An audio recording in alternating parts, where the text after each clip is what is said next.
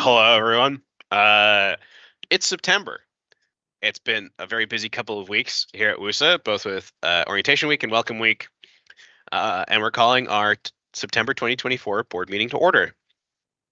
I think that we have quorum. I'm seeing 8 of 12 of the current members of the board are either in person or online. And just as a heads up, in case any of like the 6 people who watch these meetings are doing so on YouTube, at some point there might just be loud car noises. My apartment's relatively close to the parking lot, so because I'm taking this call from my balcony, sometimes it's gonna get loud, and that's life. That's what we're gonna live with. So ignoring that, and I guess we'll get started with the agenda approval, which we already have a number of people who would like to speak to moving things around. Jeff, do you want to kick off your motivation first, just for the sake of, I think it probably will be the fastest amendment. As I'm not, yeah, I know we're already gonna have a discussion on it. Jeff, you want to start us off?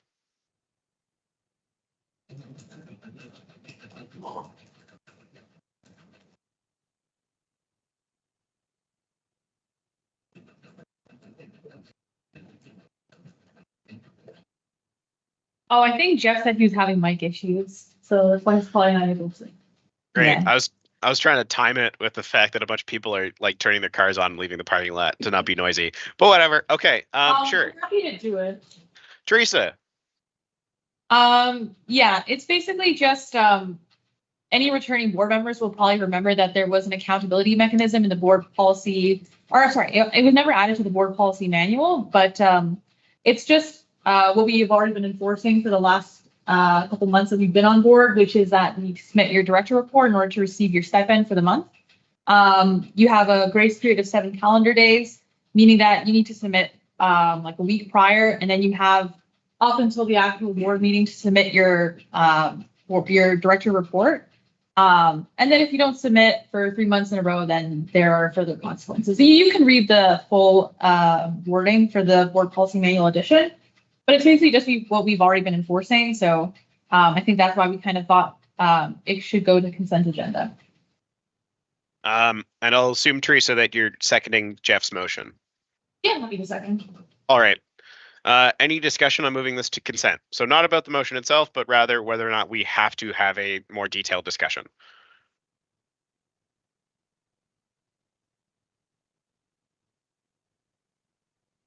All right, seeing none, let's move to a vote, which I'm going to do by opening the people tab. Let's go there. All right, board members, all in favor of amending the agenda to move item 3.2 to the consent agenda.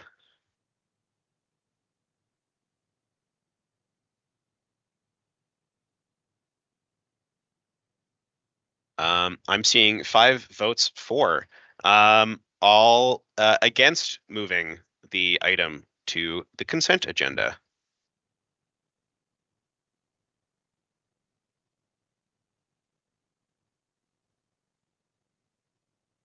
Jeff, I'm assuming, there you go. Okay. And all abstentions on moving the item from the consent agenda. Abstentions. Which these numbers don't super add up, but that's it is like 5 is more than 8, but I don't know what happened to several of the votes there. Okay, I'll take we can still vote on the actual item later.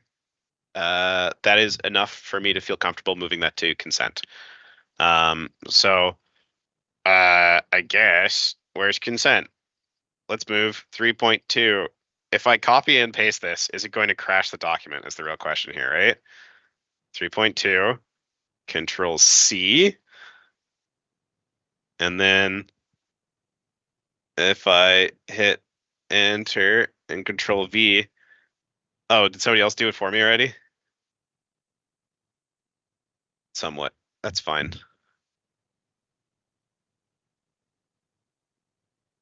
Just nervously editing. Okay. That is there. That is 3.2. All right. And 3.2 now becomes, that should actually say 2.2, not 2.1, because there are two items on the consent agenda. 2.2, well, as this one is 2.1. All right. Our next amendment, ARIA or APC? Which one of you guys wants to go first? I'll go first. All right. ARIA, motivate why we should talk about UCREW today. Yes. So we have a motion to discuss our membership status in UCREW. I'm going to request, I think it's in already the drive, so you guys should have access to it. I'm going to request that the motion is placed under, where is our thing? Under new business, but under confidential, please. Okay, any discussion? I guess, first of all, can I have a second to ARIA's adding of the UCREW motion? All right, Maricini. Maricini is seconding bringing UCREW to the agenda. Any discussion on both either where it goes or on whether or not to discuss this today? I'm hoping everyone has had an opportunity to talk about this because we've had quite a number of potential opportunities for you to talk to ARIA. But any discussion on it?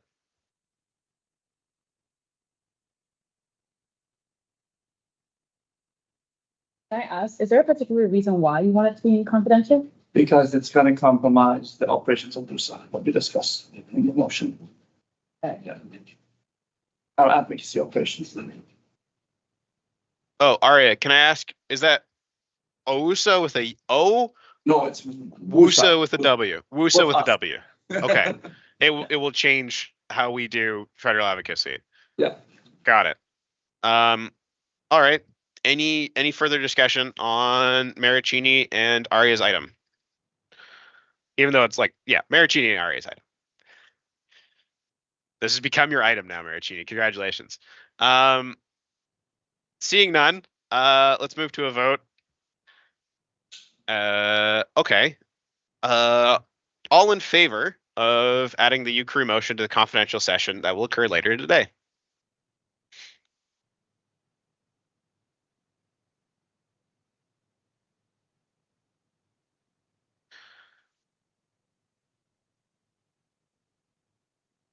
We have numbers. If you don't have both, if you don't have numbers.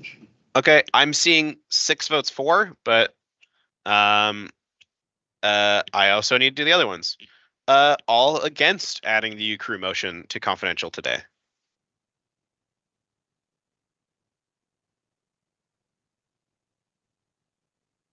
So this would become item 7.3. I don't see any against, and all abstentions. All abstentions.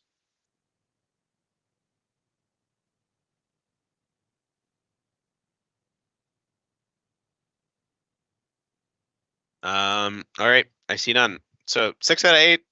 That's not too bad. It's not exactly the right number of votes, but again, more than half. Sure. UCREW discussion added to confidential, the text of which has been made available to you.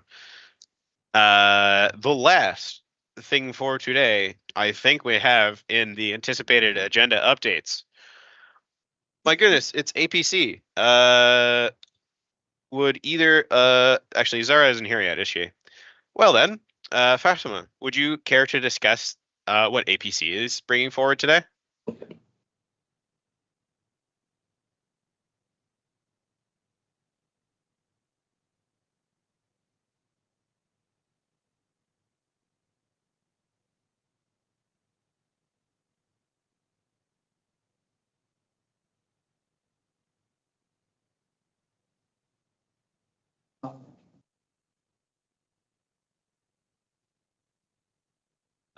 Are any other members of ATC able to? Aria, you're willing to take this one? I'll bring the motion. Yeah, why not?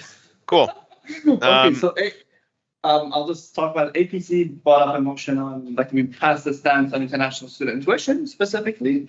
It's not here for board review, adoption or rejection, depending on what board wants to do. And we like to place it as new business. So we guys can take a look at it and discuss it then. Where can I find it? It should be ideally, I'm gonna place it in the board chat. Earlier in the board chat. Okay, Like, it's so it not should too be- far where artists had the youth promotion. Yes. Unofficial board or board? No, it was 2024. in board, but the board discussion. There are multiple board discussions. I have seen it. I can make sure that it actually gets There it moved is. into this chat specifically, because that would be useful. Let's see if that works. Some files can't be uploaded because they're missing necessary data. Ugh, okay, this will be a moment. You're good? All right, cool. Thank you, Mike. That was sent out on Friday, in case that changes anyone's mind. Zara at 6:54 sent us a thing that said APC has international to discuss. Does anyone feel the need to talk about adding it as item 3.2 in new business?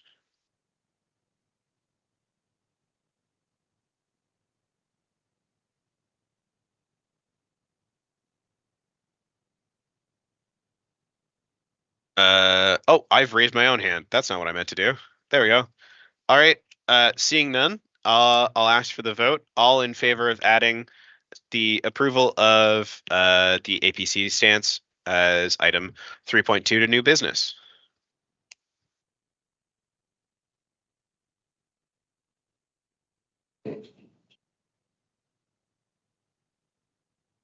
All right.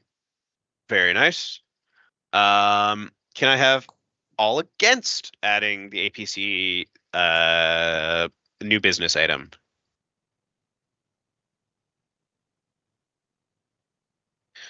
And finally, all abstaining from APC business item.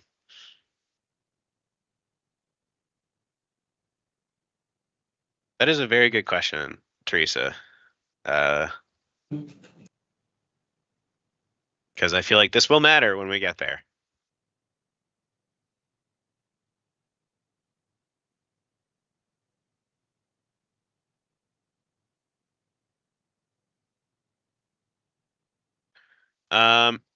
All right. The Mike is busy adding that to the live agenda, so you'll see that soon. There's also the file is in the doc already. Sorry, is in this chat already, in case you haven't seen that. But I think with those three changes, are we ready to approve the agenda? Does anyone else have anything to do to change the agenda, which has been quite a process today, but that's fine. All right, let's just jump ahead a little bit here. Everybody was chill with the agenda as is. In the Teams chat, please raise your hand.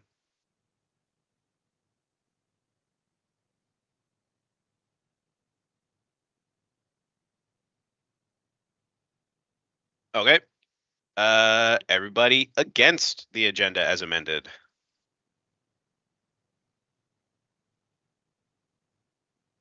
And everyone abstaining from the agenda as amended. All right. I didn't see any abstains or against, and I think I counted 8 total that time. I think the agenda is unanimous. Sure, let's go with that. It was either unanimous or one less than unanimous from our quorum. With that, I think we have an agenda, which took quite a while. We're moving on to our territorial acknowledgement. Welcome to the meeting. We're finally in the meeting. Don't you feel great about us just now being in the meeting? Of course. The Board of Directors acknowledges that the University of Waterloo is on the traditional territory of the neutral Anishinaabe and Haudenosaunee peoples. Our organization operates on the Haldeman Tract, land promised to the Six Nations, which includes 6 miles on each side of the Grand River. Let's look at the minutes of the previous meetings. We have 2 of them. We only have 2 this time because it's August and also August. of which I think all of you were at both of the August and also August meetings. Anybody got anything to talk about in the minutes? Neither August nor special August? Okay, I'm not seeing anything about August. So,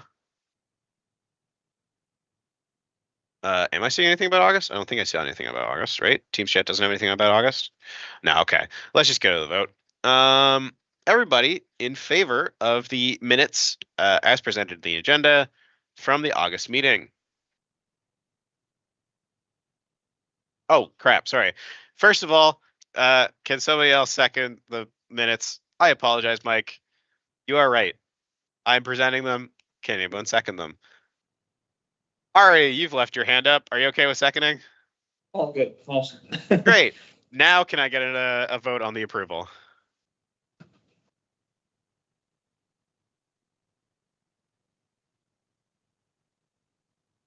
Okay.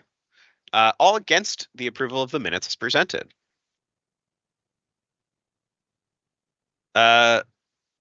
Okay. So I'm seeing no against. That's correct? All right. And all abstentions. I think I will abstain from the meeting minute approving. Next. And Fatima is also abstaining, but that's not, we don't necessarily have to write that down. Non-unanimous, but still fine. Next, where are we jumping to? Did you see Fatima's message in the chat, Nick? No, because I've been focused on vote, and I can only do vote or chat at the same time. She's getting choppy. That's not great.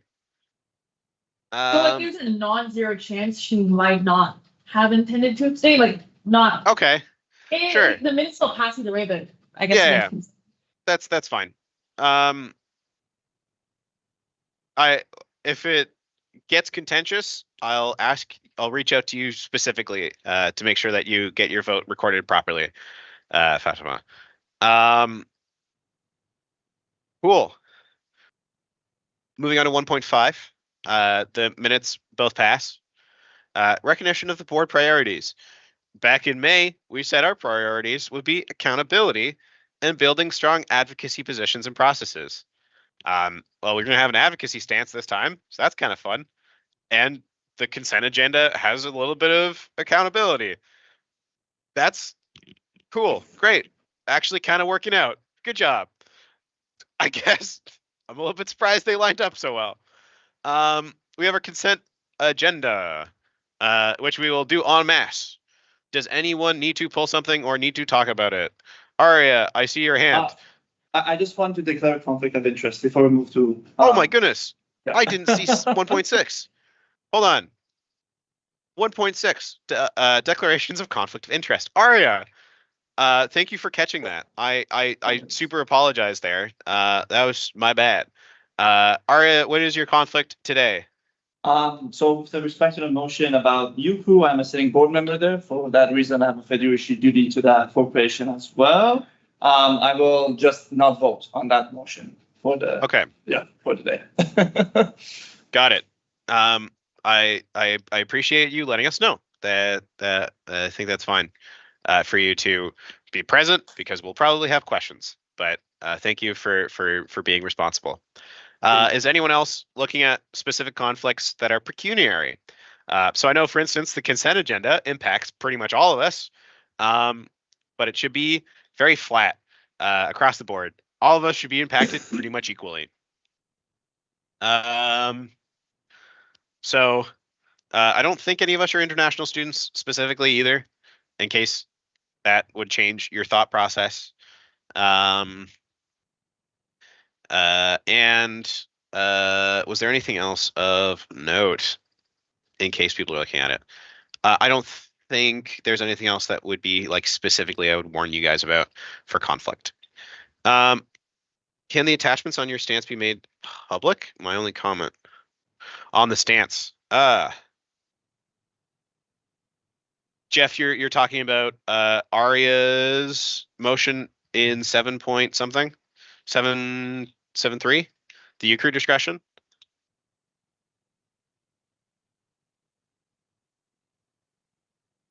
I'm gonna wait for him to reply by text because his microphone is non-functioning super well. Sorry, APC might have misheard. Okay, APC at current is running in public, so you shouldn't have to worry about the attachments at the moment. No, he's talking. I sent a screenshot of the attachments that are linked in the actual international student stance. Oh, Like if you try to click on them, you don't have access. Or at least I don't have access. oh, that's a totally different problem. Do we want to deal with that when we get to it?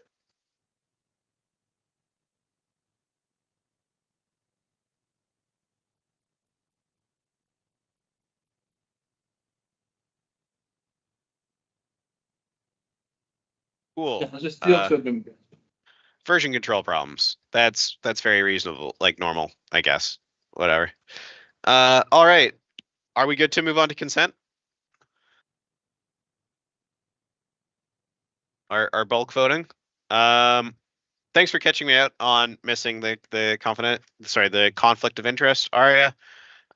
For consent, does anyone need any of these items pulled? So we just put one in there, so I hope you don't want it pulled. But any of them needed pulled before we vote. No discussion on the items in consent unless we choose to pull them. That's how consent works.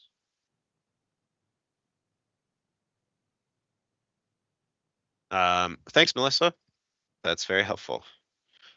I'm not seeing anyone flag that they need one of the two items pulled for them from the consent agenda.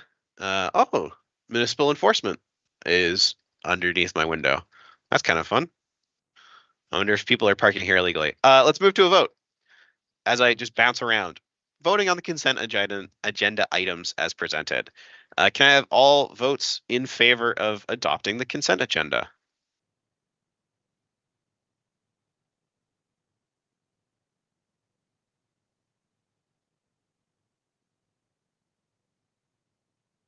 Cool. I'm seeing six votes for. Hey Jay, we're on consent agenda. Which you joined during a vote, which is great. Probably won't impact the actual outcome based off of what we're seeing. Can I have all votes against the consent agenda?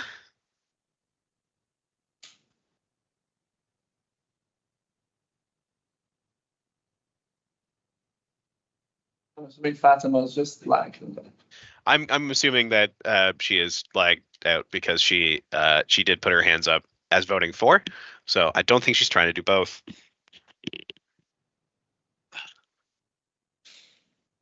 So I'll give it a second just in case.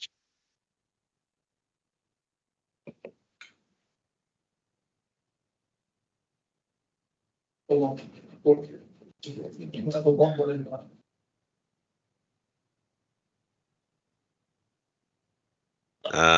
know that she Fatima is saying that she is having some problems on her end, so that's fun. I'm going to assume for now, Fatima, that you're voting for the motion, and that no one is voting against. Feel free to correct me. I don't think it will change the outcome. And all abstentions on the consent agenda. Where I think, only seeing myself. So that's fun. All right. Jay's here. Hi, Jay. We're now at 9 people in attendance. Because I'm doing this from home, we're using the chat more than usual. You should also find in our chat, Mike posted at 7:28 p.m. A new thing that you hopefully have already seen before, but more importantly, at 7:08 p.m. Is the live agenda version that we're using. The consent agenda, as far as I can tell, is passed.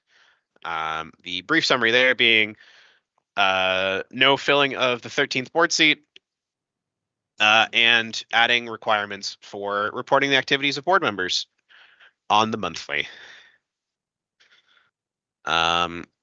Cool. New business.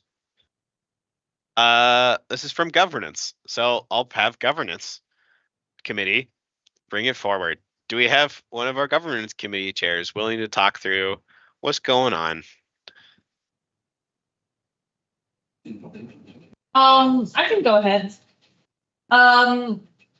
Basically, I think 2 weeks ago now, one of our at-large members reached out saying that due to conflicting commitments and limitations on his time, he wasn't able to remain on the governance committee for the duration of the governing year, so he's resigned.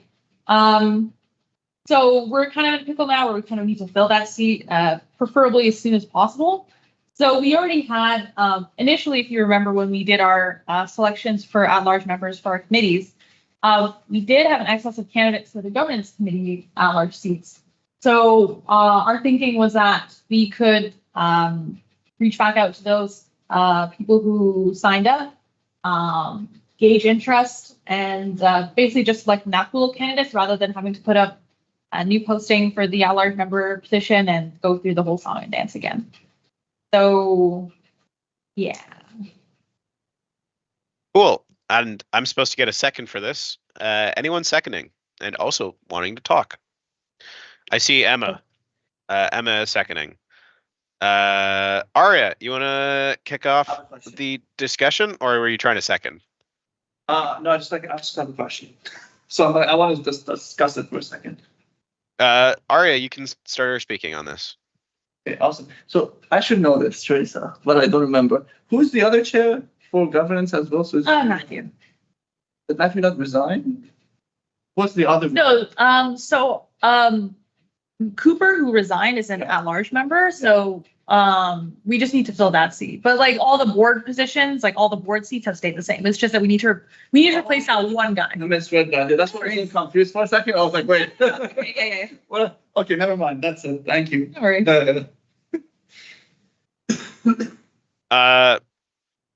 Okay. Other discussion on reaching out to the individual who we chose not to sit on the committee a few weeks ago.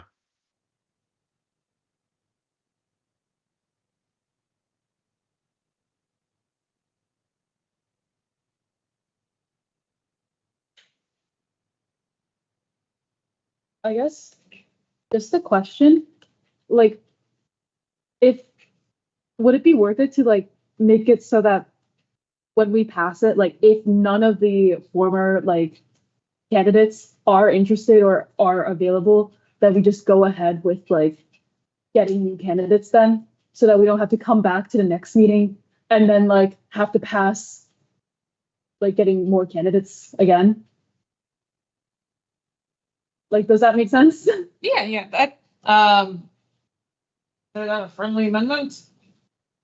Well, I mean, you're the one who brought it forward. Is it friendly to the two of you?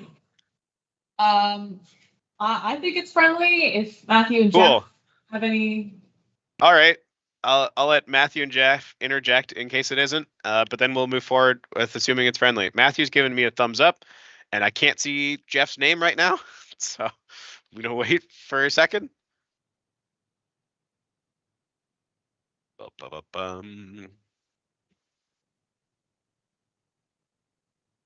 Save file.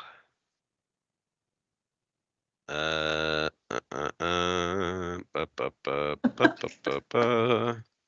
did a thumbs up too, Nick. Okay, cool. I don't have enough screen space for everything.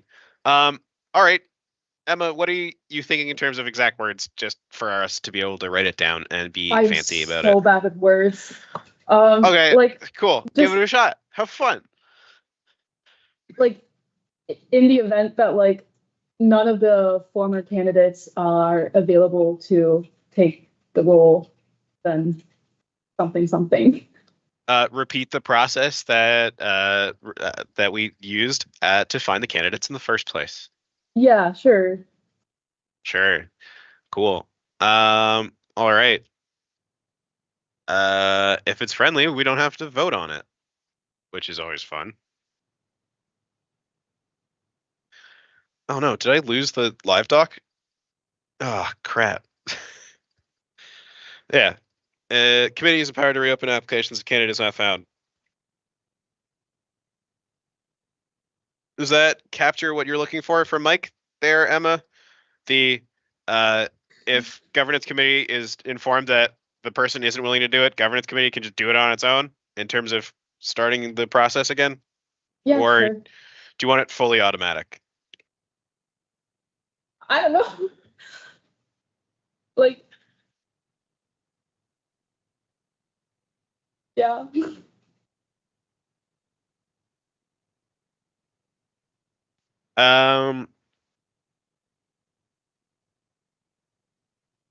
Because Mike, I think the idea there was not that the committee is empowered, but that they instead the application just reopens automatically if the person, the remaining individual, chooses not to find it, just for the sake of time saving. Does that make sense? The applications reopen if no candidate is found, is what I would probably go for.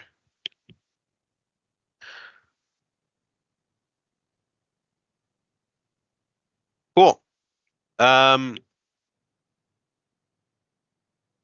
read it through, just in case anybody else has questions. Chevin's here as well. Hi, Chevin. I'm doing chairing from home, so it is a bit more important to use the Teams chat than usual.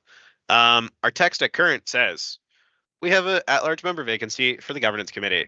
The governance committee at-large member Cooper Stone resigned his membership last week, leaving a vacant seat on the committee. The governance committee recommends to the board to approve a selection of a new member by evaluating interest from the unselected pool of candidates for at-large members. The following motion is recommended.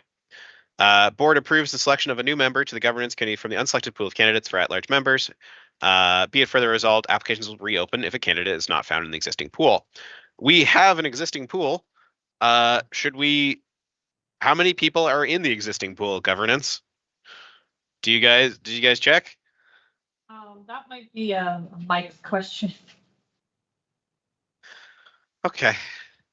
Let's go back in time a little bit. Hey Jeff, what's up? Do you got something to say? Hello. Yes, I've switched to my phone now. Hey.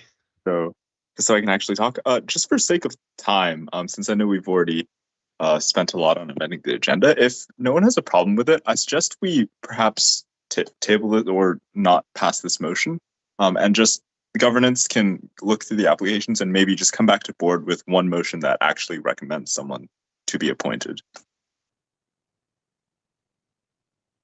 Yeah, to be short, I don't think this is worth the board's time to be discussing.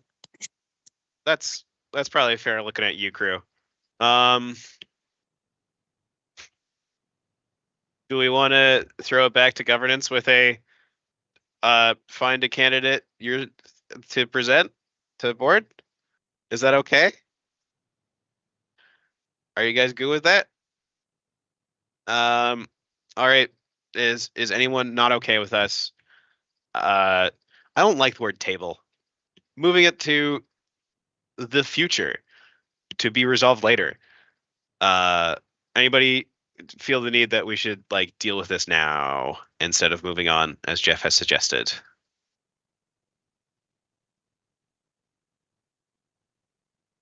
As in, Teresa and Emma, are you willing to walk back your motion for the time being?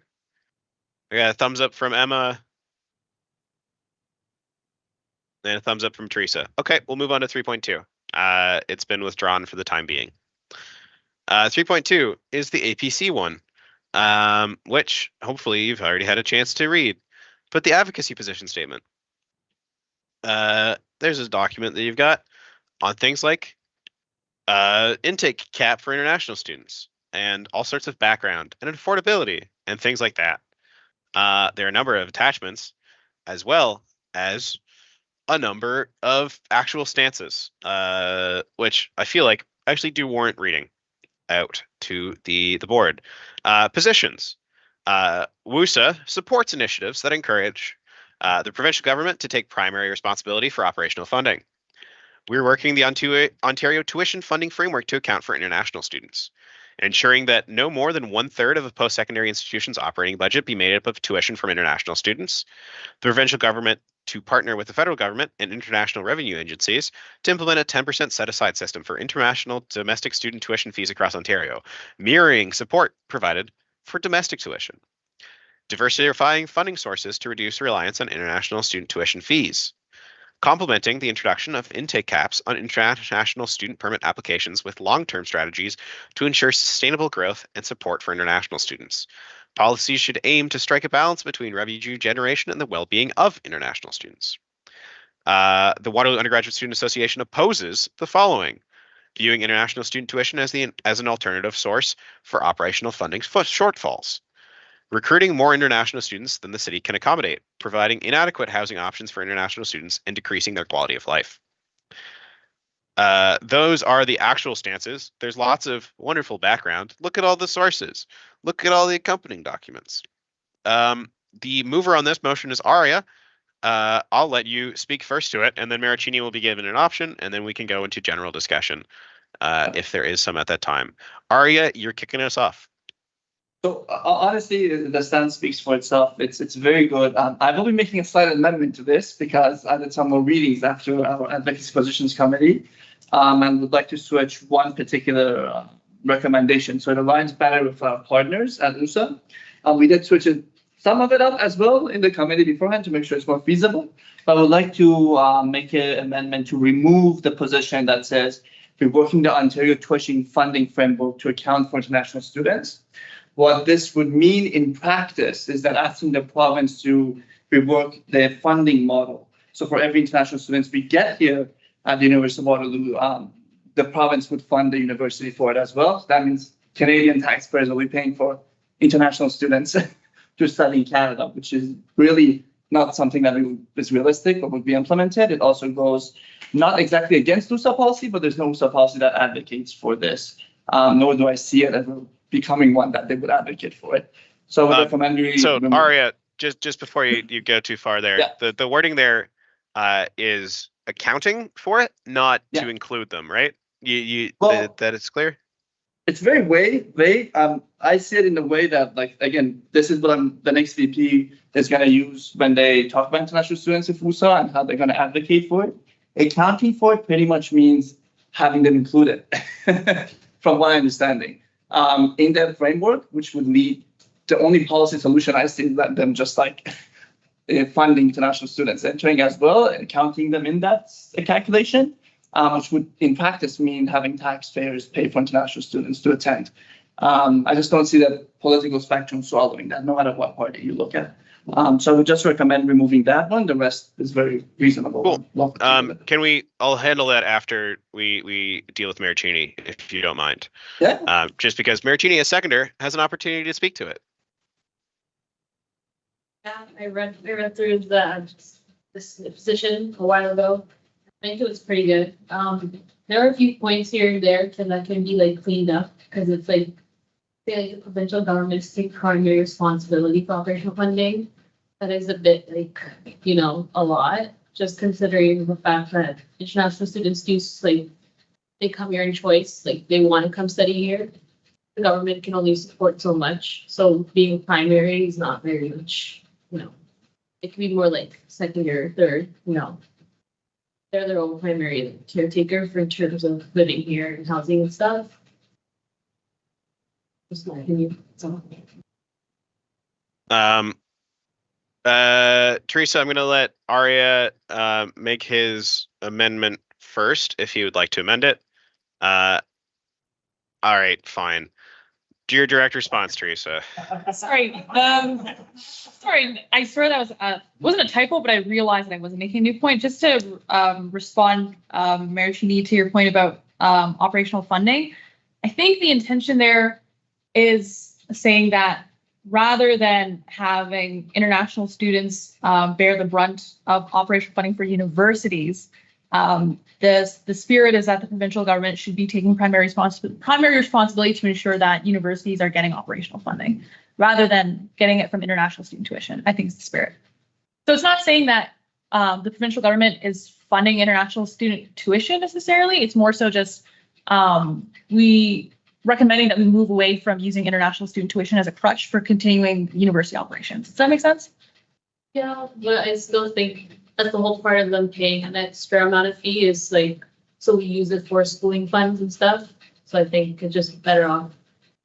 Their tuition money is. We are advocating for the international students because of like, Yeah, the position is good and all, but like, a large portion of their tuition does go towards like studies and stuff, but a large portion should also go towards, to rely on the government to fund that. That's just my opinion on it, that's all. Mr. Chair, if I can do my two. I'll respond to Mary Jane. You know what? That's fine. Yeah. Okay. Keep going. We can keep the. Okay, no. Mary Jane, that's true. What I think, and again, trust me, where we've done this, we cleaned it up a lot to make sure that more realistic when it comes to board.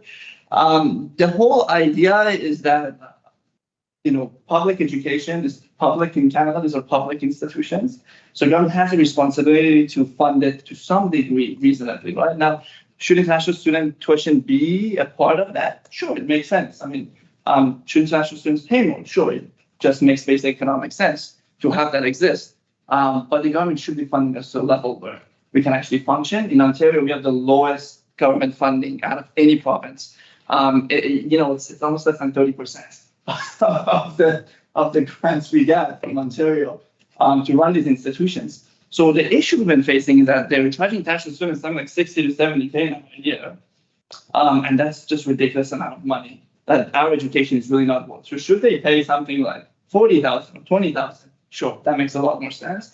And that's really all the ask is. That's already the ask we're advocating on a provincial level anyway with the Premier Ford's government. It doesn't really change much. Like that's this. Now you could work however you want, but you do what you got to do. But I'm just saying the purpose of it is to make sure that there's a balance between international students and the government. Either side shouldn't pay the full money. I don't believe in that either, but it's a balance. Right. Just to end our reply chain. Thank you. That was long. My last comment before we go back to Aria trying to make an amendment to strike one of the Sansa recommendation, the lines, would be probably we shouldn't have a financial system in which for a university to operate, it needs international students. Where if all the international students leave, the university just collapses. That seems risky. I'll end my two there, and hopefully we can go back to Aria's amendment, which is which I'll let him frame again, but as far as I understand, is to strike one of the lines near the end of the stance. And that line was reworking the Ontario tuition funding framework to account for international students. Yep. Awesome. Correct? Okay. Is someone willing to second Aria's amendment? That's wonderful.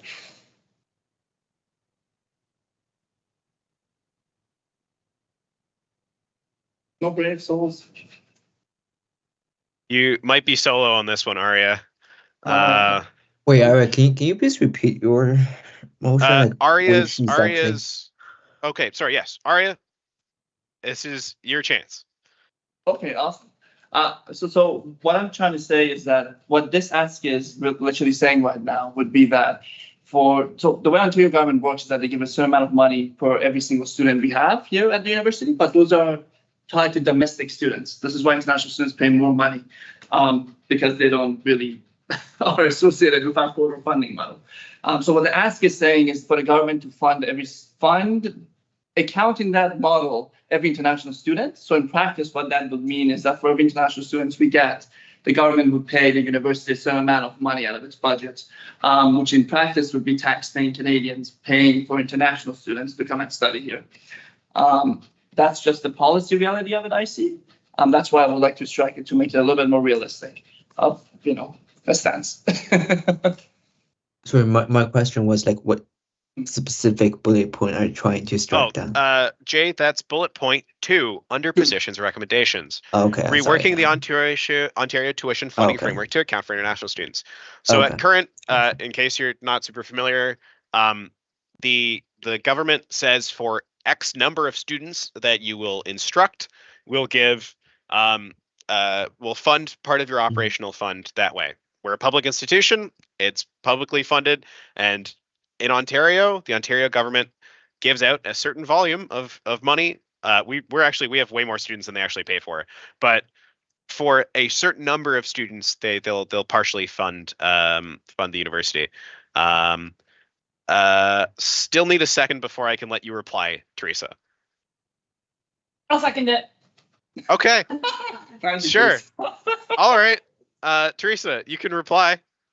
Arya, I just double checked. I think you might have mentioned in passing that there wasn't really anything in the WUSA stance on restructuring funding models, but I just double checked the international student stance that WUSA has, and there is a recommendation. I'll send a screenshot. It's not the full thing, but it's enough to like control F, and I'll actually send the full thing. Right, if people are interested in doing a little bedtime reading tonight. But essentially, the idea is that there is support from WUSA to pursue restructuring a provincial funding model and developing a framework in consultation with students to regulate international student tuition increases, and developing a framework, quote, to improve their recruitment, support, and retention. So there is will there, and I worry that if we axe this part of the motion, that we're like the sentiment I'm getting from you is that we are like we disagree, but we can't we are still as WUSA members are expected to advocate on this point. Awesome. I'll respond to that. So that's very true. So that there is, but what this is saying and what we're saying, Teresa, is very different in nature. This is a very well written and worded stance that makes it very clear what they're pushing for. I'm very happy to replace that with this because this is very reasonable. What we are saying is very vague in nature, which then gives my office and whoever controls it next year or so on the ability to literally set out policy. Shouldn't be vague, is what I'm trying to say. That one in particular is very vague. I see that it brings that sentiment. But what WUSA fundamentally saying here isn't that the corridor model should be accounting for international students coming in. What the policy statement here is saying that there should be a slight increasing the maximum, so by 5% per year, of the enrollment model corridors guarantee. So it's very complicated. Like it's like we have. I'm running a paper on it for WUSA as well right now, the Blue Ribbon panel, and have a looking at funding. That will come out. It will say similar things to this, but I just think the wording right now in our proposal really is not what the WUSA wording is. Like I think you want to bring it more, talk about it, but I'm happy to swap it for this. This is very nice deal, but. Okay. If I'll speak to it for a minute. As this is us advocating for international students in this stance, I don't think we're setting any like hard limits. And more than that, I actually don't think that this is as strictly important as I think you seem to think of it, Arya. I think this is a relatively minor aspect, and that might be like a personal philosophical difference here. I read this myself as that line specifically being, hey, because international students are such a big part of tuition in Ontario, when we are doing the assessments for domestic grant, we should take that budgeting into account. And also understand that within the context of the other recommended changes that we're suggesting, that we should also, again, take international students into account. So when we're asking for increases in grant for domestic students, we should also consider what that looks like on terms of the burden for international students. So I don't disagree that actually the WUSA one is like really quite crisp, but I do think I mildly disagree with you here on this one.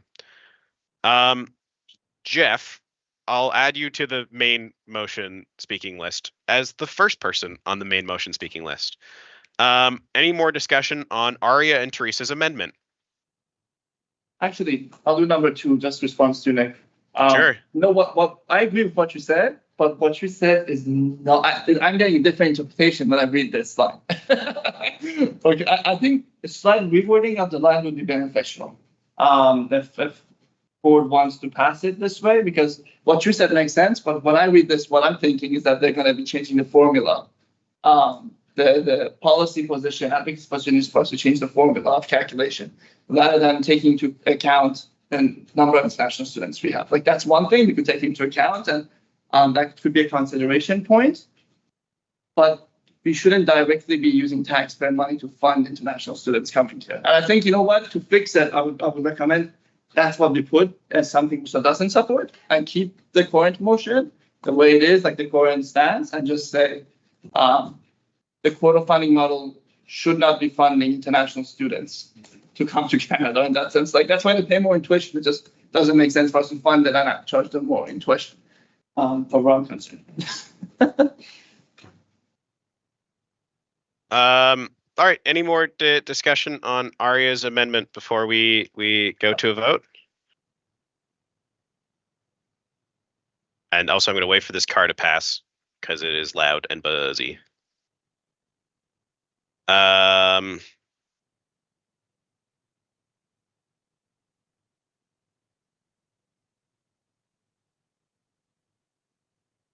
right. I think somebody's phoning me, but I'm going to choose to ignore it. Are these guys getting really idle in front of my house? That's really annoying. Okay. Let's do this in a silly order. All abstentions on Arya's motion.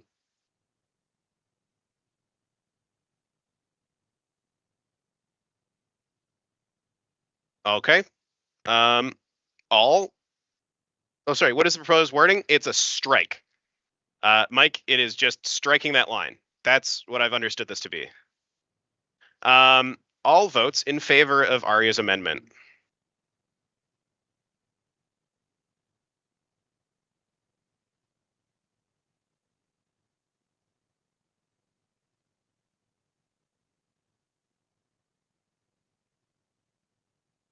Okay, I saw 3 votes for the amendment and all votes against the amendment.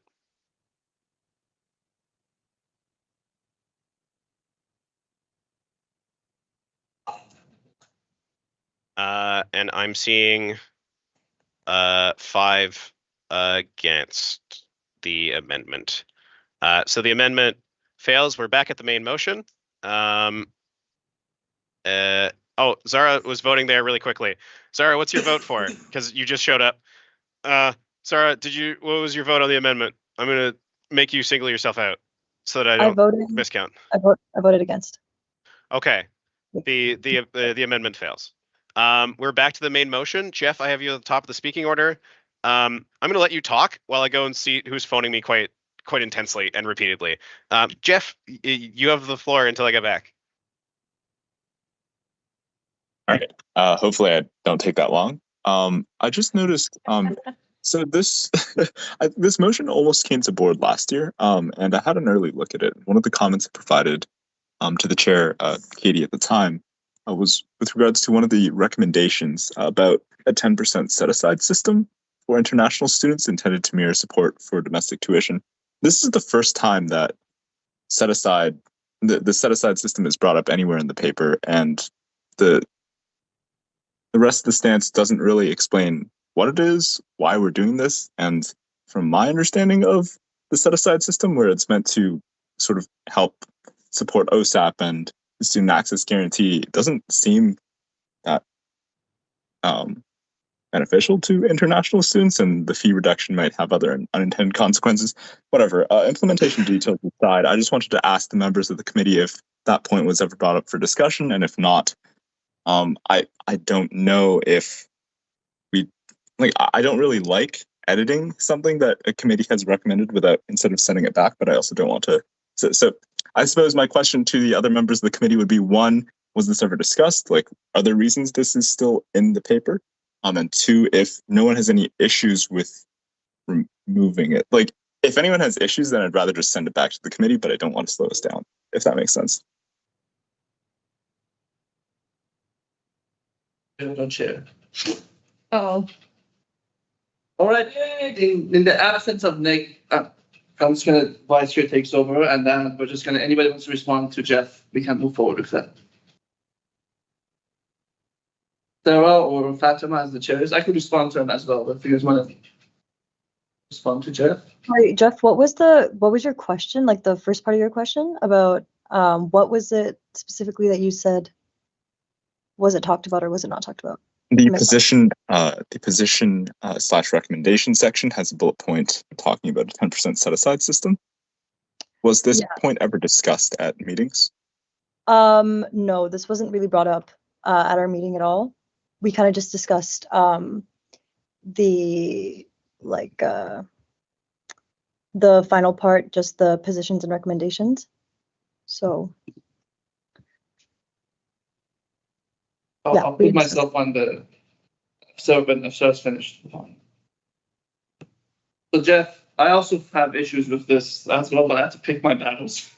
I had a lot of issues with the paper originally, and then but I also believe I don't particularly. It's not a deal breaker for me, but I also don't like that particular recommendation either. But I have a 5 in this picking order, which is a point of info, I think. Please correct me if I'm wrong. Oh no, I'm super lost. Hi, I'm back. Nice. Okay. Jeff said a thing, I hope. Okay. What happened after Jeff said a thing? Basically it was just confirming whether or not we had discussed the 10% set aside that's mentioned in the position / recommendation section of the motion, to which Sarah said no, it was not. All right. And you needed a POI, is that right, Teresa? Did you get your POI? I had a point of information. Is that 5? Is that you providing information or is that you needing information? I need information. Then yes. Was that the question? What is your question? I guess for the room at large. Sorry, I was just looking at what Marvin said. For the room at large, can someone explain the set aside mechanism? Because I'm trying to read the MCU stuff on the tuition fee framework and ancillary fee guidelines, but the link is not working. So if someone can give someone can explain like on 5, I think that would be appreciated. Let's go back to Jeff for an set-aside answer. mechanism. I'll answer and then I have a quick add-on if that's permitted. I don't know if this is abuse, but sure, that seems. Institutions are meant to set aside some of their tuition in order to help fund bursaries, etc., to support OSAP and the student access guarantee. And my add-on is, I guess that's exactly my point. Like, I think, as a member on the board and not on APC, like, I don't want to get into the implementation details, but the fact that the people on the committee themselves don't know what that is, and that's in the final position and recommendation after it was flagged previously. I don't, as a matter of good practice, I don't want to edit this document. But if no one is opposed to it, maybe we can either, like, the alternative, I guess, here is sending it back, which I don't want to do. If this is a minor point that wasn't even really on anyone's minds, seeing as it's just not supported, not connected to the rest of the stance at all, if no one has an issue with it, I'm going to motion to amend to remove that, but I'll hear if anyone does first. Sorry, Jeff, just to confirm, which section would you want to strike? And I assume you are trying to strike. That would be yes, this is the 4th one. The provincial government has to partner with federal government and international revenue agencies to implement a 10% set-aside system for international student tuition fees across mirroring support provided by domestic tuition.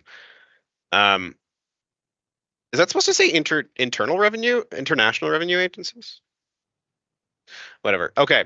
Jeff, you're making an amendment, or you're making an amendment to strike. Is that correct?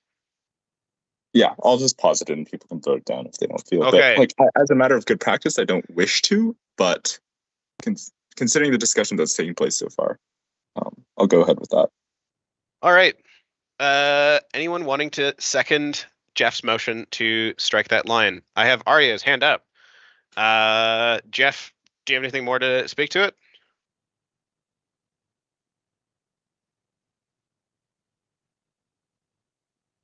I'm going to assume no.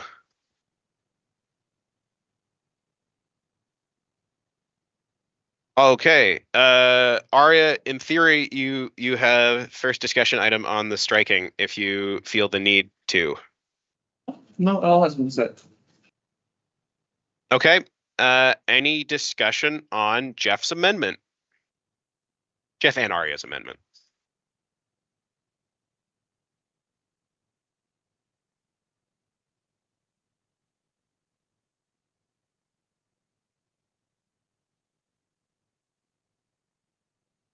All right, I'm not seeing any, so we'll move to a vote. Let's do it the silly way again. All abstentions.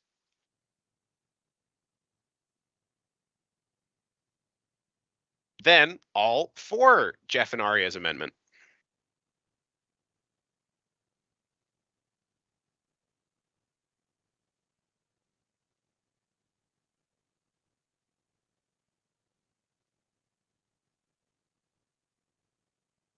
I'm seeing 5 votes for, and all against Jeff's amendment.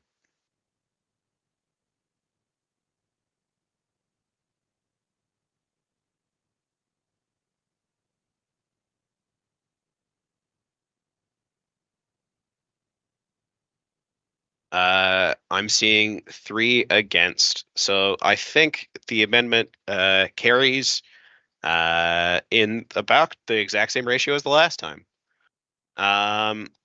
So that item has been struck. We're back to the main motion.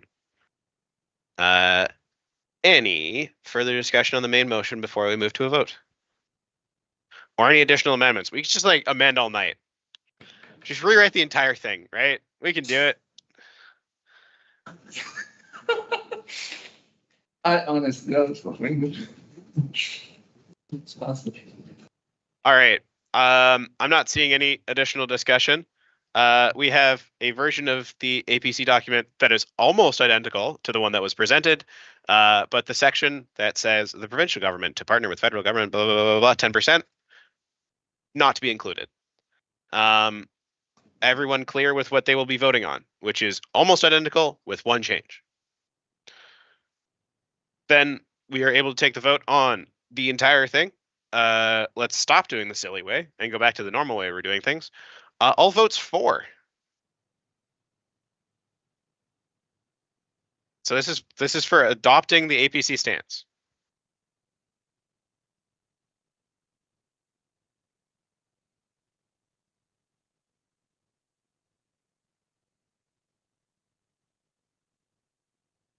I'm seeing 7 votes for.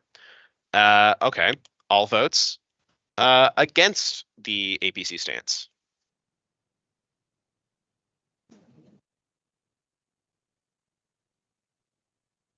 Fatima, you can't. I don't think you should be voting twice on this one, unless I misunderstood. Okay. I think that was just a glitch. I don't see any against and abstentions.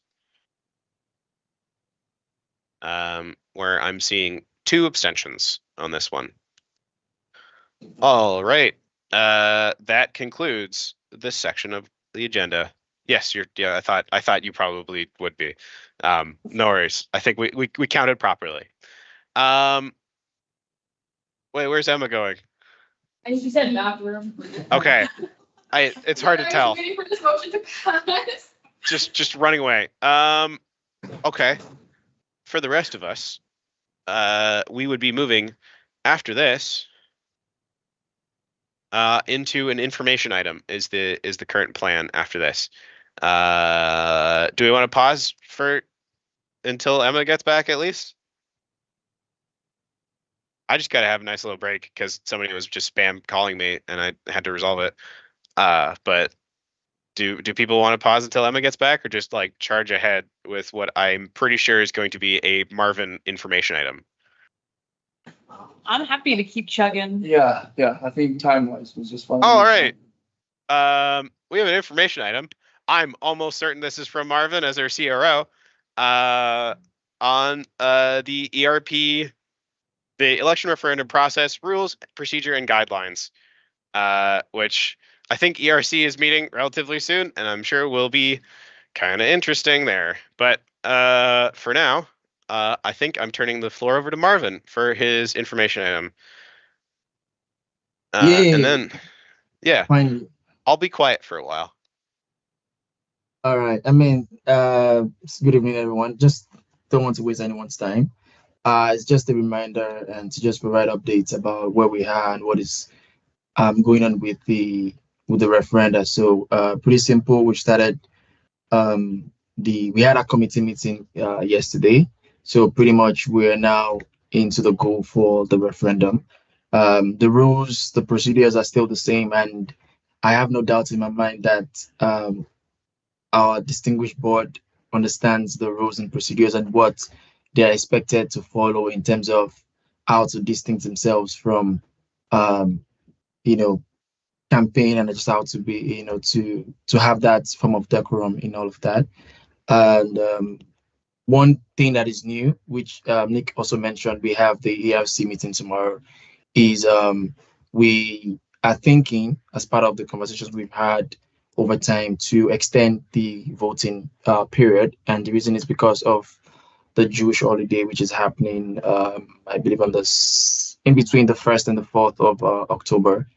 And the provisions actually allows us to extend the voting period for up to 72 hours if there are extenuating circumstances. So, and also just to have that equitable balance within this whole referendum. So we've also, or I am thinking, because it's definitely an ERC thing, I'm thinking to make that recommendation at that committee meeting to extend the vote up until the 7th, and we can have the result announced on the 8th of October.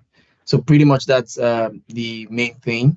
And as CRO, if there's any questions about how what you should do as a board member, and just so you don't run foul of the procedures, how you should campaign, or even if you should, we are open to answer any questions. You can reach out to the ERO. Is fit and able to answer the questions, and myself as CRO, I would also be on ground to answer any questions that any members of the board has in terms of their duties as a student and also their duty as a board member. So pretty much that's my 2 cents. Just wanted to inform the board about where we are and what's going on.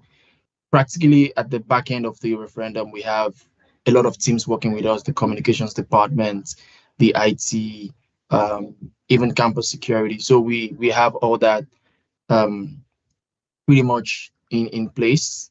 And as far as we can tell at this time, the referendum is going smooth. We don't have any visible problem right now. So other than that, we are good to go.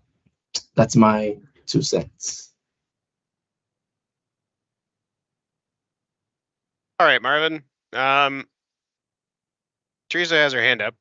I'm going to. Wait, sorry, should I use Robert's rule, or?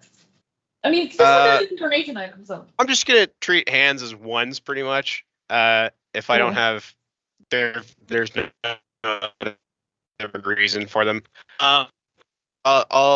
You have questions for our CRO as opposed to governance manager, Marvin?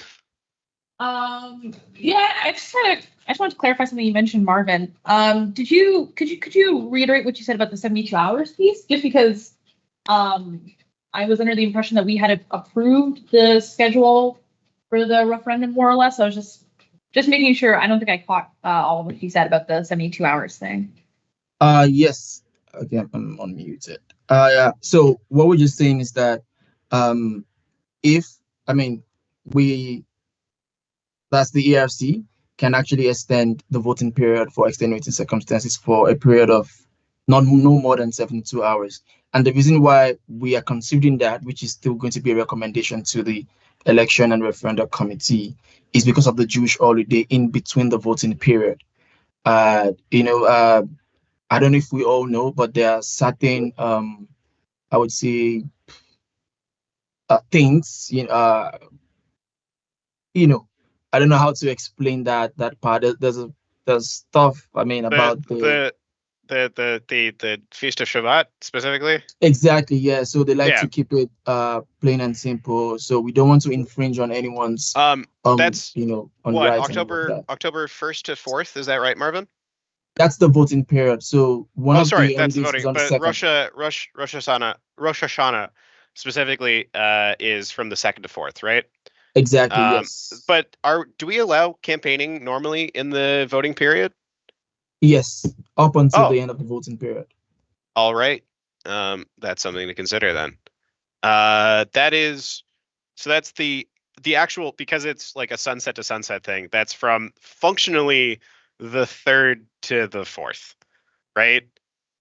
Like in terms of if we're converting this to Western calendar, it's the date, the 3rd and the 4th are no-go days on the Jewish holiday. Yeah. Okay. I mean, yeah, that's it. Even though I suspect it's probably the meals happen on the okay. 3rd and the 4th are the days that people during the voting period. There is one extra day at the end of the voting period still that is open, and the first 2 days as well. In case that changes how people feel. I'll throw it to Teresa because I've been kind of taking up her reply time. I'll take that 2 back for now. Never mind. Okay, now you want a 1. What's your new point, Teresa? Hi, it's me again. I don't know if you brought this up directly, Marvin, but just since we're getting an update on the referendum, I just had a question about the ERP in general. I took a look at the addendum that was on the WUSA website at current, but I just wanted to confirm, is this addendum in effect for the upcoming referendum or no? Absolutely, yes, it is in effect. And we will be using that, the addendum that has been posted on the website as part of the ERO's guidelines in checking, part of the ERO's guidelines in interpreting the election and referendum procedure as it comes. If we have any reason to have those interpretations, yes, we'll be using that addendum. And the essence of the addendum is to clarify, essentially to clarify all that has been in the election and referendum procedure. Jeff, are you looking to reply to Teresa or Marvin, just for my notes? Marvin, okay. Have fun. Reply to Marvin. We'll make a little chain. Hi, Marvin. I'm just looking at Board Policy Manual section 8.4 that says that the board, it lays out that the board is the authority for establishing further procedures governing the conduct of elections and referenda. You used the wording that this addendum is in effect, which seems to me to imply that the addendum somehow materially changes the interpretation of the current ERP, which I would see as some sort of material amendment or change. If it's just an addendum, if it's just the word addendum is an addition, right, which is a change. If this is just a helpful clarification, my question is, has anything materially changed? And if it has materially changed, I think this is not appropriate in that the board should be the one that approves any material changes to the ERP. Okay.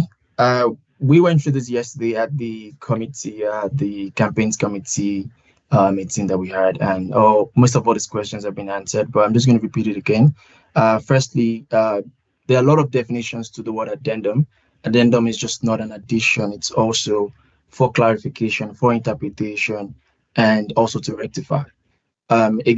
Secondly, the addendum has in no way contravenes the election and referendum procedure. If you read the addendum side by side with the election and referendum procedure, starting from section 2, which talks about conduct, up onto section 9 or 6, which talks about demerit points and all of that, you will see that from every paragraph from the beginning to the end is an interpretation of the election and referendum procedure. So basically, like I mentioned yesterday, what we are doing is just for equity. So if the board can try to understand that we are just trying to have an open metrics when the ERO makes this decision, because the ERO's decision is based on the interpretation of the document, not the interpretation of the board. It is the ERO's discretion. So what we have done is to ensure clarity and clarification for every member. That is why we came up with an easy interpretation of the document and how it affects the referendum. If you look at the addendum properly, you would see that there is no, except you can point out to me where there is a change or something that contradicts the election and referendum procedure, then I can explain what it actually means. So if you go to the first 6 lines in the addendum, it's all from the code of conduct. What concerns the committee, the club society, is also in the referendum procedure, which is under section, I think 6.13. I have to check again. I can't really confirm that from my head. But basically, everything is just what we have interpreted. And, it's same. There has Okay, been no addition have- or changes. I have Jeff, then I have Teresa. Jeff, your reply to Hi, Marvin. Marvin. Thanks for that response. I'm still a little bit confused. You say there are no additional changes, and yet what you've described to me is that there is some room for interpretation in the current ERP, and this document is there to give direction and clarity on how the ERO will definitively rule in those situations. So it does extend the ERP, which is an addition that materially changes how things will move forwards. If there was no such document binding the public's interpretation and the ERO, then like on a case-by-case basis, sure. I'm not like if basically I appreciate the effort that's gone into clarifying this, and I agree that we should be seeking to clarify things. I just think that having a formal document like this that sort of sets it in stone from now and moving forwards, any sort of document like that should at least be put on the consent agenda for board. Because it is under board jurisdiction, the document the addendum itself refers to the ERC, which is very much a board organ. I'm just, I'll leave it to other direct respondents. I have Teresa next. No, I'll take that back. I think Jeff said everything that I wanted to say, and I'd like to hear Marvin's reply. It's still, I mean, if maybe members had joined the campaign committee, meeting yesterday, it was pretty clear where we discussed all the items line by line. After me, I'm going to allow Esther also step in. Even the CRO, I mean, I'm governance, but right now I'm speaking as CRO. The CRO has the mandate to also provide information on materials, which is outside of the board. And if we check the rules, we also understand that the CRO is a position that just comes up. It's not an office. So the elections and referendum committee gives, the CRO those stances to make certain decisions. But this is not even about decision. This is not about changes to the procedure. We understand, I'm speaking as governance now, we understand the procedure that comes with changing a particular document. But in this case, what the CRO has done, which is myself, is an interpretation of the document so that it allows free and fair. Rather than, I would also like to suggest that rather than looking at the entire document holistically, I would appreciate if those comments can come from a particular section in that particular document. Then I can refer you to where it comes from the actual interpretation. Because when you're writing policy, it is not about the whole document. It's about the specific section that you're actually referring to. So if you look at the code of conduct, if you actually read the code of conduct, you will see that the addendum only speaks about what a candidate should do. If you look at clubs and committees, it's only saying that by virtue of your office, you should not use that position to, campaign or stuff like that. This is our procedure. Marvin, I do think you're drifting a bit here. into board code of conduct as opposed to campaign code of conduct? It's not about it. I'm not saying the board's code of conduct. It is for the campaign committees. That's just what I said. I Campaign apologize. Sorry. committees, and also about societies, about endorsing. All these are contained in the elections and referenda procedure. With or without the addendum, that's the thing. With or without the addendum, everything contained in the addendum is in the election and referenda procedure. The addendum was only to clarify some of the questions that we as CRO, or myself as CRO and ERO, already have as campaign committee's question. So for ease of interpretation, we then decide to bring out those points from the questions, from the mails that we have been receiving from members, to explain in detail. Truthfully, we explain it in a literal form rather than sticking to the ERO's interpretation of the document, because then it becomes confusing for me. That's just what we've done. We've not done anything outside of the scope. We have not changed any. Marvin, as this is a direct reply, can you finish your statement? Finished. Okay. In direct reply to Marvin, and I will be timing you guys because we're so deep into the direct replies. I have Arya, then Jeff, then Zara, then we have 2 new points on the dock. Honestly, I'm gonna step back and just listen for a little bit more. Sorry? I'm not gonna reply. I take it back. All right. Jeff, I have you in direct reply to Marvin, and I'll give you 90 seconds at the most. Again, I fully support any efforts to clarify or give more information to members, but the document itself opens with, "This is an addendum to the elections and referendum procedures," and proceeds to quote Section 811 of the board policy, which describes establishing new policies and procedures about operational matters. This is not an operational matter. As far as I've seen from this conversation, no one has contested that.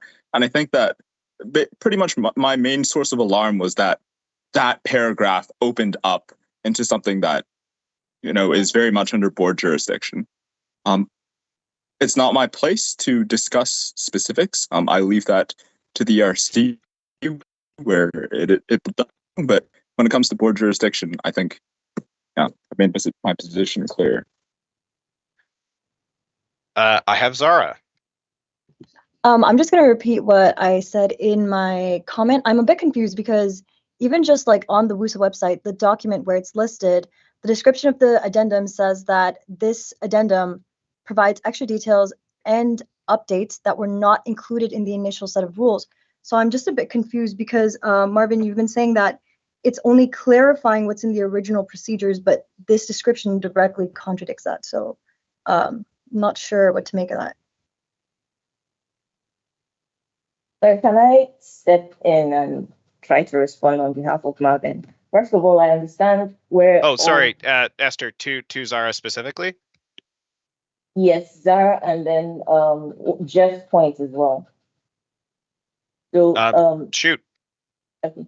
So I understand where the pushback is coming from, because the general understanding when someone says there's an addendum to a document that has already been approved is that there's probably an amendment to that. And then the section 18 that was also mentioned there, and the updates and the wording. So I guess there's a communication issue here.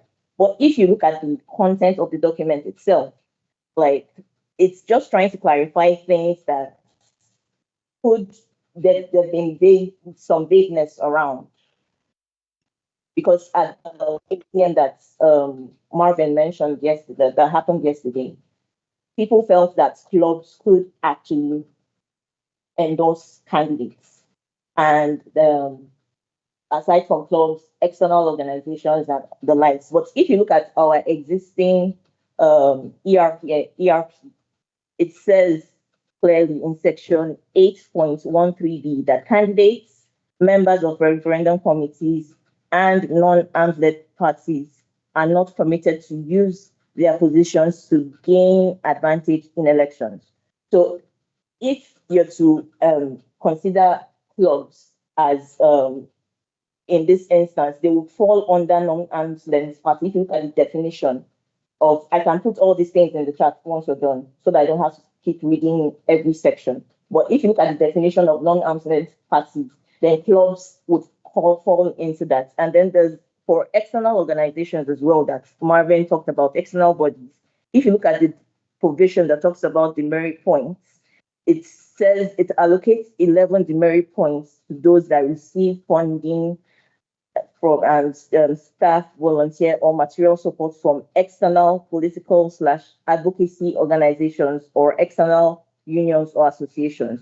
So basically, these things that he's put here, it's him just trying to like put you in his own mind frame, because even the ARP already says it, that the chief returning officer is an authority on the interpretations of the students' elections and referendum procedures. So him using that position, instead of like waiting till the elections, the referendum, the voting happens, and then clubs start supporting or endorsing a particular committee, and then someone flags it up and he makes a decision. He's letting everybody know upfront. Esther, you've overrun your time. If you'd like to continue, you can make a new point. I can put it in the chat anyway. Yeah. Okay. I did want to make a direct reply to an aspect of your comments there with respect to changes to the rule book, where yes, the ERP does discuss the reception of funding.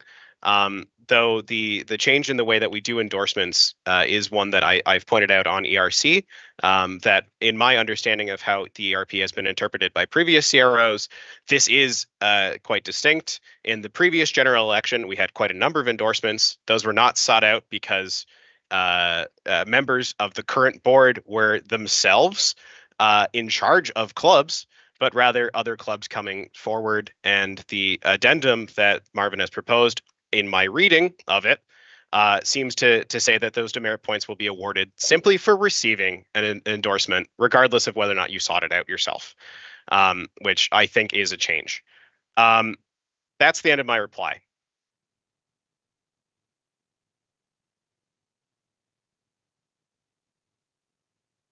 Okay, then we're gonna kick all the way back up. We're finally done with that major chain of direct responses. I have an actual new point, which is we've had a lot of discussion today that seems like will probably happen tomorrow as well at ERC. I wanted to see if board would like to make a specific note for ERC tomorrow or not, based off of the fact we've had a lot of discussion. And I would want just to pose that to board, that, hey, we've talked a lot about this today. Does board feel like it is germane to actually go and provide a specific comment to ERC? That is all. Teresa, do you have a direct? Why is your hand up? Can you use numbers, please? Sorry. This has gotten complicated. I need numbers. I don't. Sorry, Just you have a like new from point. Yes, I do have a new point. Just for like a temperature Oh, reading of then the you discussion. no, Teresa. Then Zara has another new point. Oh, sorry. Okay. All right. Zara, I think it's you. Nick, I just want to say, by the way, it's Sarah, not Zara, but I don't have a new point. So I think I just put that in there. Okay, yeah. Then we're to Teresa. Just from the temperature reading of the discussion that's happened so far, are we empowered to put a hold on this addendum and perhaps bring it back to board for approval rather than having this outright take effect immediately? I think we're having procedural issues. Is it board's jurisdiction? Or is it operational? That's the question. Is this operational or is this governance? We need to clarify that. Aria, do you want to actually your new point? Sorry. You are next in the speaking order. Do you want a 3-minute time window? Sure. I'll speak up about it. I think, so I personally, and this has nothing to do with procedure for a second, like this interpretation. I think it's, for this particular referendum, it'll be good to not have anything WUSA affiliated endorsed anyway, even color societies. Let's be neutral. So we give the referendum results actual, dignity and stance, and people can contest it in any particular way, even though perception matters, right? We want to make perception look like it's legit and it's well put together as it is. I just, for board, I don't know if board even, my big question is that, assuming we look at the particular, again, I'm not sure, because is this operational or is it governance? We need to establish that before we can even say if board has the ability to halt, Marvin's particular interpretation. Right? Does the ERC just have the power to create that? Like, maybe that's a legal counsel question. I don't, These informational packages. Right. Yeah.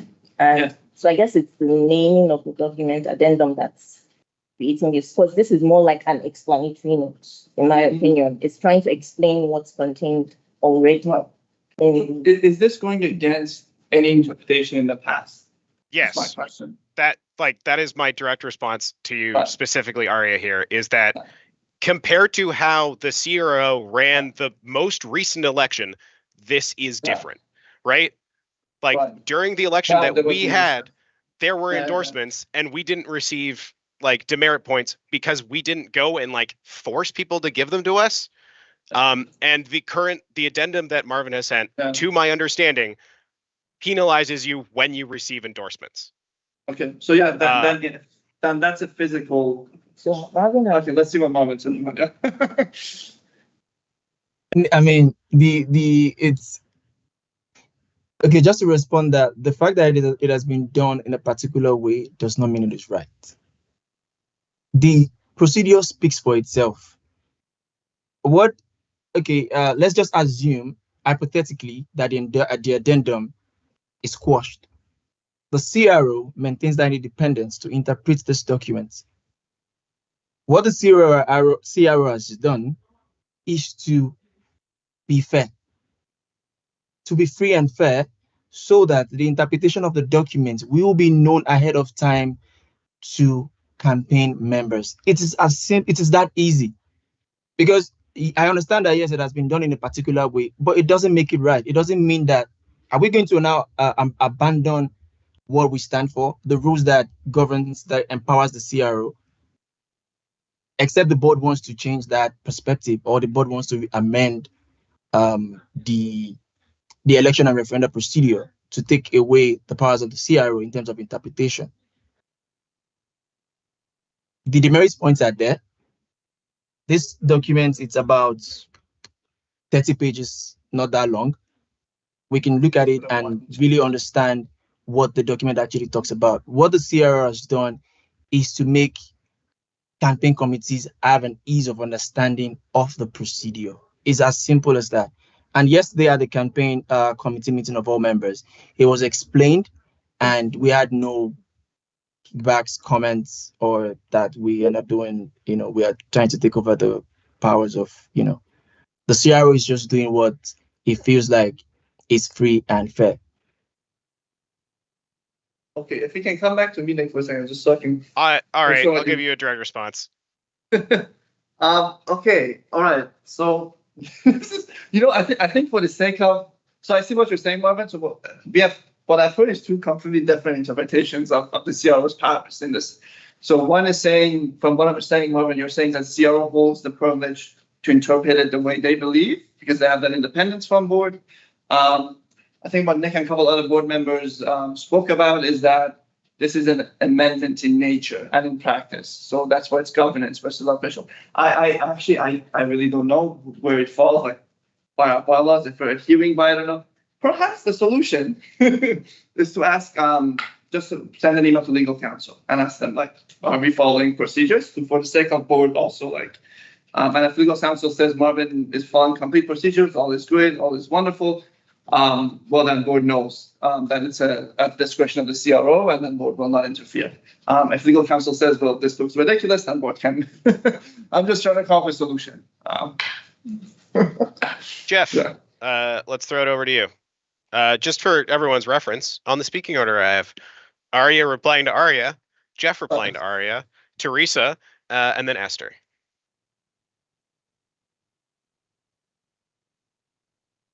So that means we're at you, Jeff. in case that wasn't clear.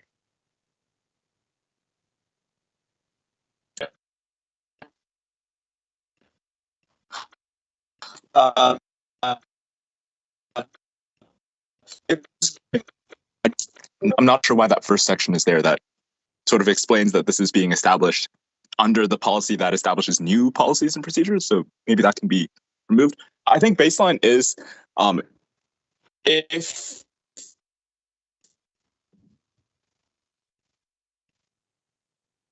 the board or ERC feels that any material changes are being made, those changes should not go forwards without ERC or board's approval. That's just baseline. Like maybe this is just misunderstanding between several people.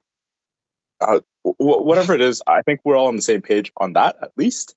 And if we are, I'd just say that since this situation, Sarah has been bringing up some specific points, I think it would be inappropriate for this to move forwards until that is resolved. Because while it's staff's job to interpret policies, and it's board's job to write good policies that don't have too much room for interpretation, I think it would be appropriate for the elections team to seek clarification from the ERC.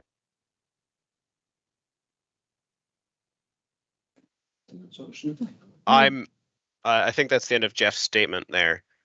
Teresa, in theory, I have you next. Yeah, Jeff, are you, I don't want to cut off anything unless if you have anything else to add? I think Jeff muted intentionally.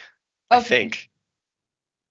Just checking. I think ultimately what it boils down to, at least from how I'm reading the situation, is I don't think the concern here is necessarily whether or not a CRO is empowered to make the interpretation that was made in the addendum, but rather what needs to happen if board feels as though this interpretation itself is changing like our governance strategy and how we approach student elections for the long run, or student democracy, I suppose. Because I do think that this interpretation, I'm not going to get too into the weeds, but I guess that would be my question for board if we're thinking about whether this is a governance or an operational issue. Thanks for being snappy. Aria, is the new point reply? I guess, Teresa, I don't think it's up for board to decide if it's operational governance. It's either or, right? We don't get to decide what's governance, what's operational. It's all a nasty gray zone, and there's literally no actual way of telling them apart. In theory, unless anyone really feels the need to talk to Teresa's point about that, I think I have Esther next. And just as a reminder, 3 minutes for new points, 90 seconds for replies. Yeah, so this is a reply. Sorry, it's what Nick had mentioned. I was trying to figure out how to raise my hands. I needed to join the meeting first before I could raise. So essentially, what you mentioned about the CRO allowing at the last elections the clubs to endorse candidates or endorsements happening. At that elections, you would have noticed that Marvin hadn't joined at the time. I was on maternity leave. Mike was also out. The CRO at the time was an external person that was engaged solely for that purpose, but to run the election, he wasn't on ground, so he wouldn't have noticed all the things that were happening, and probably no one brought it to his attention. So if probably someone had brought it to his attention, then he would have probably ruled on that and ruled in line with the interpretation that is before the board at this point. So that was the point I just wanted to make. Thanks, Esther. For the sake of time, I really don't want to reply because we're running late. But I do have a new point because I'm currently last on the speaking order, which is that. Oh man. Again, we're back to my point here, which is, yeah, the CRO is independent in our structure on purpose, but how far does that independence go is a change in interpretation because, as Esther pointed out, endorsements from certain individuals are explicitly barred. But that is barring generally the people themselves as opposed to just receiving them willy-nilly. And there are great ways of being a bad actor and punishing other people with the structure, which I think does point towards some of the work that ERC has to look for the rest of the term in terms of making our rules better in the future. Within the context of the current referendum, because I think we should probably narrow our scope down, both for the sake of time and because this is the one that matters for the time being. Does board feel the need today to actually to give any instruction or information or an opinion to ERC? I only want to hear from board members on this question. And if not, I think we should probably move on with the meeting for today.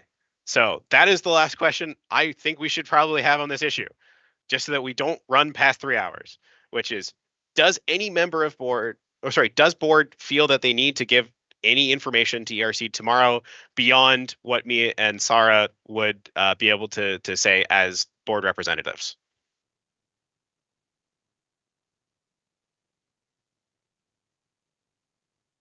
Okay, Jeff. Anything informational should be clearly labeled as such. All right.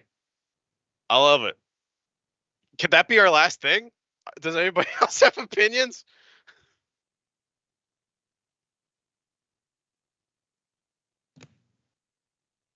Yay! Okay, we can move on, right?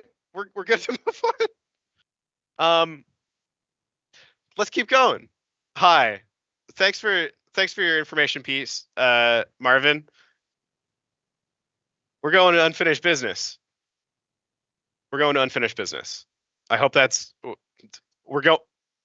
as chair. We're going to unfinished business. We're moving on. We have the director's public report at this point. You should have seen it. You should have submitted it in the near future. You will be in trouble if you don't at least get it to me in email and the same day. Come on, guys.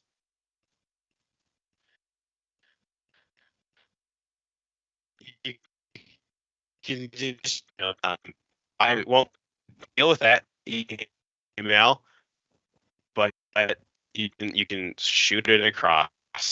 The other reports we have are from our executive director, Aria, and in theory myself. But I'm fully willing to just say, look at my PDF, because I don't want to. It's like 9 p.m. Suzanne, you have a written report submitted. In theory, you're first on our list for your public report. Again, hopefully folks have read it. I just want to do a shout out to our campus life team, Brian and orientation and events folks, for an incredible couple of weeks that I think Brian said between 30 and 40,000 student engagements in touch points in the last couple of weeks. So I just really want to acknowledge that, along with Kumar and his efforts with sponsorship to help support those weeks and commercial operations. And I know our marketing and comms team also help support. So I just really want everyone to know how much of an effort it was and how much we all appreciate that from everything. That was all I wanted to highlight. Other than Nick, please check at the bottom there. You've got your 2+2 students answer. Yay. Just wanted to That's so exciting. I've been asking about this as just like a curiosity for so long. And thank you so much, Suzanne. That's a Mike thank you, but I'll take it too. also my many thanks to Mike, who I think is not probably dealing with something in his life because it's 9. And I don't think actually here, but I'll let him know when he gets back. Okay. Oh, I haven't, unless folks had any questions about that report.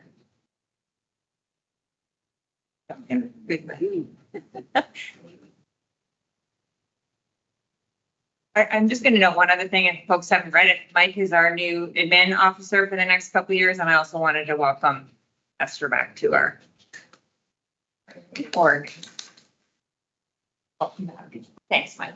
That's it. Excellent.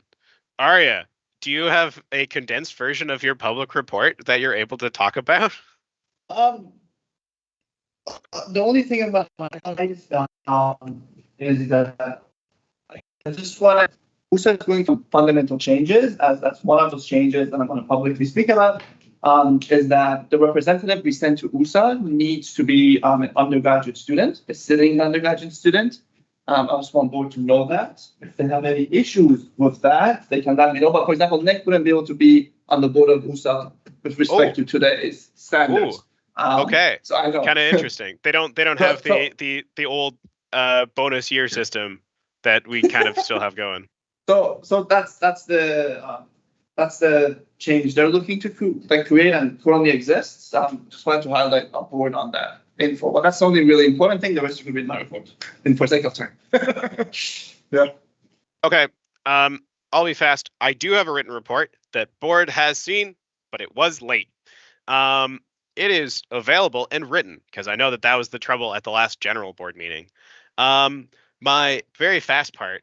What are the things I want to highlight? Safe walk got delayed. I apologize. That's on me. It was supposed to come up at the last USRC, but I got the date wrong and had to rush to school in slippers as opposed to shoes because I thought it was a week later. We talked a lot with the GRT, and I think this is the one that's probably most interesting both to you guys and constituents. I know that we've talked in our previous board meetings about the sort of GRT rate, but we went a little bit more in depth with negotiations as to what that's getting us. So I was part of that, as well as many other people like Mike.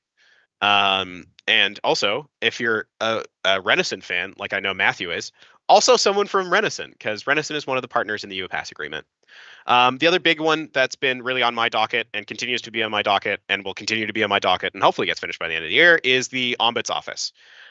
So we received a actual MOU proposal from the Secretariat. That's been reviewed by a whole lot of people at this point. I've probably talked to most of you about it at least once. And I think this week, probably it is finally my responsibility to actually reply those comments that we've gathered. For those of us who really like our lawyers, Pat has commented on it. For those of us who like our senators, the senators have commented on it. For those of us who like societies, the VPAs have commented on it. So I've managed to go and get quite a lot of input on this one and really sort of figure out what students prioritize, what we prioritize, and what this looks like at the end of the day. So that's my completed update. You can read lots more, like about my interactions with Bartosz Chagger that happened at the start of the month. That's in my full update. It wasn't very much, so just baiting you to go read the full slideshow. Okay, let's move on from updates. Also, read the other directors. As a director, you should be reading what the other directors are doing. I know it's probably mostly committees, but maybe they're doing something fun too. That is the end of our public session as far as I can tell.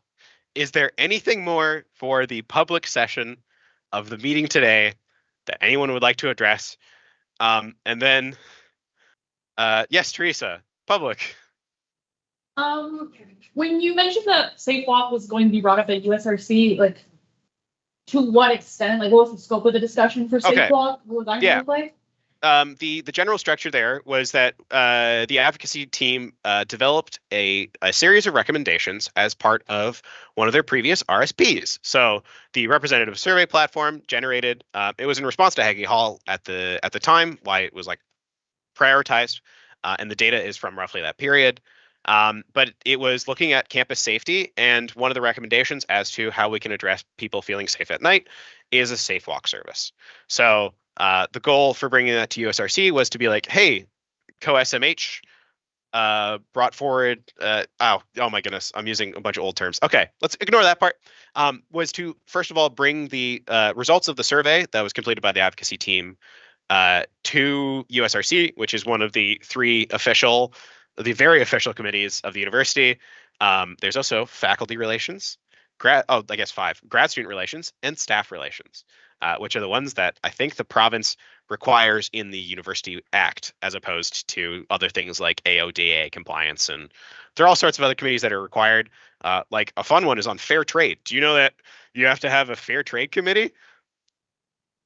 Yes. If you serve food, you want to have a sustainability thing, you have to talk about fair trade. But the important one here being USRC was to receive the representative survey platform results, and then take the recommendation about safe walk and actually expand that into a proper steering thing. And that got delayed by about a month. So I apologize. That's on me. Andrina was one time. Yeah. So like at current, is there no movement within USRC to pursue the establishment of a safe walk program? No, we just ran out of time. Like on that date, right? The USRC meets approximately monthly. And for that one, the focus was on, you can find out like specific details, but we looked at small class sizes and how feedback works. And what was the other two? Zara had one. It's not on my update, but Zara brought forward an important consideration on digital tracking of degrees. And then the last aspect there. Like the intention of my question was just so like, sorry. like prior to the RSP recommendations that you would have brought to USRC, was there rumblings of implementation of the safe walk program in USRC as far as you're aware? Individual members, yes. The body as a whole does a lot of different things.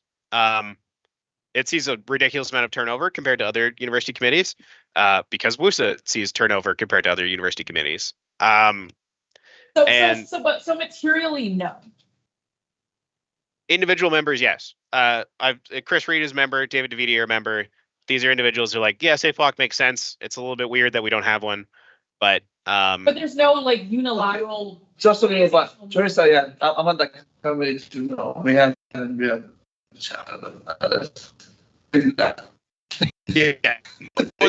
No, that's not how USRC works compared to other committees. So like long running in the same way. Okay. Yeah. We can bring it up if you like. I fully intend to bring it up. Better. Yeah, it was supposed to happen at the last one. I got the schedule wrong. It got dropped. Very much would love to see it and force it to happen at the October meeting. Okay, hopefully we can. Any last things for public? We do have to like jump. We can't just like shut off the stream, can we, Mike? We have to jump back at the very end to say the results of any motions that pass, right? Okay. Well then. Yeah, because we're supposed to. We're supposed to do votes. Like the results of votes are supposed to be announced at the end. Okay. Anything more before we move to confidential? Just as a last check. Teresa, your hand is still up. Is that sorry. intentional? No. Okay. Cool. Great. I feel like I've done a lot of talking in a row. Seeing none, I think our calendar has us moving to confidential. So Mike, let us